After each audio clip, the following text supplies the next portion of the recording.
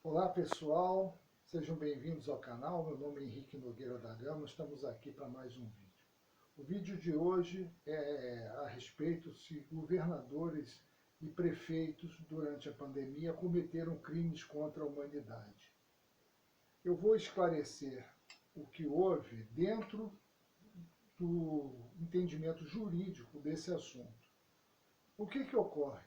No início de 2020, por volta de março e abril, o STF decidiu que os governadores e prefeitos teriam autonomia para colocar em prática medidas restritivas contra a pandemia.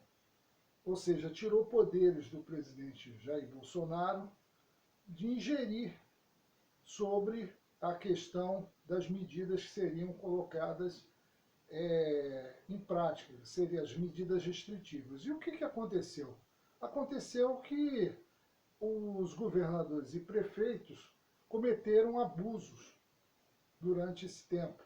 Não falo só da corrupção, dos desvios de dinheiro da saúde, mas cometeram abusos de autoridade, crimes, inclusive de violência contra trabalhadores, quarentenas e lockdowns intermináveis, fechamento de comércio, proibição do direito de ir das pessoas, a polícia militar e a guarda municipal espancando e prendendo trabalhadores e comerciantes, enfim. Muitos desses abusos, desses crimes que foram cometidos, estariam ou não no rol dos crimes não contra a humanidade. E é isso que eu vou discutir nesse vídeo aqui. Então vamos entender o que são crimes contra a humanidade. O Estatuto de Roma, ele criou, logo depois da Segunda Guerra Mundial, uma lei, o Estatuto, definindo o que são crimes de guerra, crimes contra a humanidade, e criou o Tribunal Penal Internacional, que está até hoje para justamente julgar e condenar as pessoas que praticam esses crimes previstos no Estatuto. O crime contra a humanidade, ele difere dos crimes de guerra, porque os crimes contra a humanidade são praticados, inclusive, em tempos de paz. No caso, nós tivemos aí a pandemia do coronavírus, mas a pandemia não houve nenhum conflito armado, então, portanto, não são crimes de guerra que são enquadrados, seriam crimes contra a humanidade. Então, o Estatuto de Roma, ele criou vários artigos tipificando os chamados crimes, os crimes de guerra e crimes contra a humanidade, e criando o Tribunal Penal Internacional. E ele foi incorporado, esse estatuto, pelo decreto 4.388, de 25 de setembro de 2002, foi para o nosso ordenamento jurídico. Na época, o presidente era o Fernando Henrique Cardoso. Então, no dia 1º de setembro de 2002, ele passou a vigorar no Brasil. Pois bem, o que é um tipo penal? Um padrão de conduta que o Estado, por meio de leis, visa impedir que seja praticado um crime. Então, eles, como fazer o Estatuto de Roma e definir qual é o tipo penal para crimes contra a humanidade, eles definiram bem quais são aqueles que estão dentro do que pode ser chamado de crime contra a humanidade. Se for fora disso, não é considerado crime contra a humanidade. Então vamos lá. O artigo 7º do Estatuto de Roma entende-se como crimes contra a humanidade: homicídio, extermínio, escravidão, deportação ou transferência forçada de população, encarceramento ou outra privação grave de liberdade física e violação às normas fundamentais de direito internacional, tortura, estupro, escravidão sexual, prostituição forçada, gravidez forçada, esterilização forçada ou outros abusos sexuais de gravidade comparável. pesquisa, perseguição de um grupo ou de pessoas com identidade própria, né? Desaparecimento de pessoas, crimes de apartheid e, por fim, outros atos desumanos que causem grande sofrimento contra a integridade física ou saúde mental ou física intencional, no caso, de uma população. Então,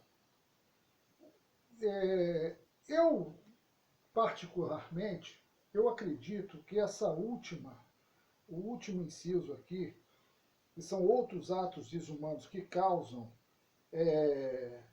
grande sofrimento contra a integridade física ou saúde mental ou física, seria enquadrado, porque desvios de dinheiro da saúde, ele causa grande sofrimento. Eu estou falando do meu entendimento. Ele causa grande sofrimento a milhares de pessoas. E, além disso, não foram só os desvios de dinheiro da saúde, foram várias outras questões. Por exemplo, a quarentena e lockdowns demorados, sendo cada vez que terminava um, iniciava novamente, eles estendiam o lockdown, ou seja, fechamento de comércio, impedimento de pessoas de trabalharem, pessoas ficaram com fome, pessoas passaram necessidade, porque o dinheiro que o governo federal mandou para o auxílio não deu para garantir a alimentação de muita gente. Muita gente que trabalhava na rua, que era autônoma, passou muita privação, muita miséria. Houve casos, inclusive, de municípios que fecharam até supermercado.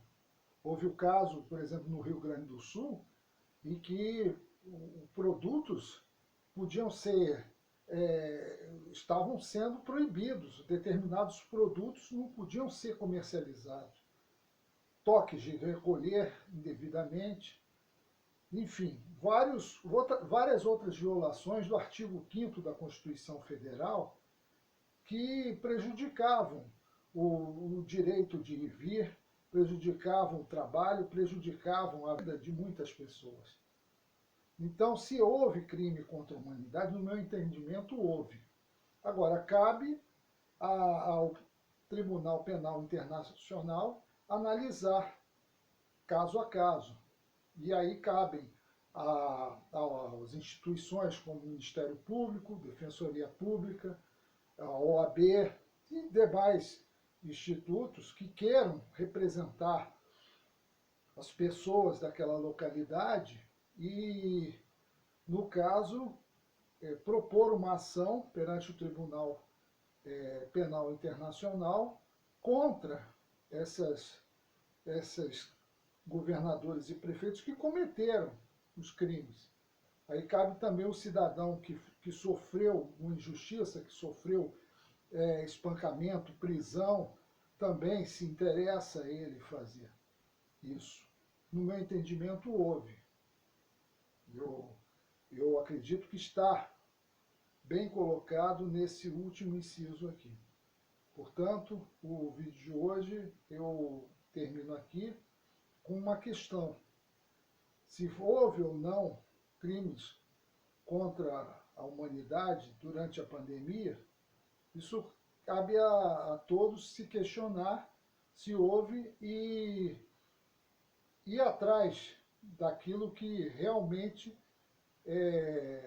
interessa a cada um. Por hoje é só, muito obrigado, compartilhem o vídeo, se inscrevam no canal e vamos em frente. Muito obrigado.